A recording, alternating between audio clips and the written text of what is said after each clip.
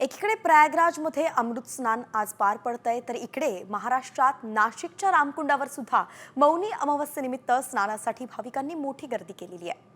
प्रयागराजला कुंभमेळ्यासाठी जाऊ न शकणारे भाविक आता रामकुंडावरती गर्दी करतायत आणि म्हणून मोठी गर्दी या ठिकाणी झाल्याचं पाहायला मिळतंय। त्याची दृश्य आपण सध्या साम टीव्हीवरती पाहतोय। दरम्यान या सगळ्या संदर्भातला आढावा आमचे प्रतिनिधी अभिजित सोनवणे यांनी घेतलाय, पाहूयात। मौनी अमावस्येनिमित्त नाशिकच्या रामकुंडावर अगदी पहाटेपासूनच भाविकांनी स्नानासाठी मोठ्या प्रमाणात गर्दी केली आहे। मी आता रामकुंडावर आहे। आपण जर या दृश्यांमध्ये बघितलं तर अगदी गोदावरी नदीच्या दोन्ही तीरावर प्रचंड अशी भाविकांची गर्दी झालेली आपल्याला पाहायला मिळते।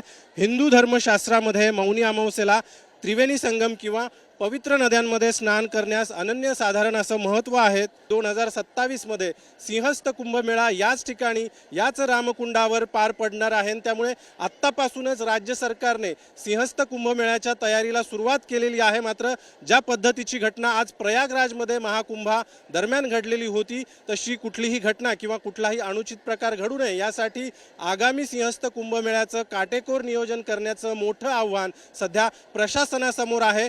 कॅमेरामन प्रवीण काळबांडेसह अभिजित सोनवणे, साम टीव्ही, नाशिक।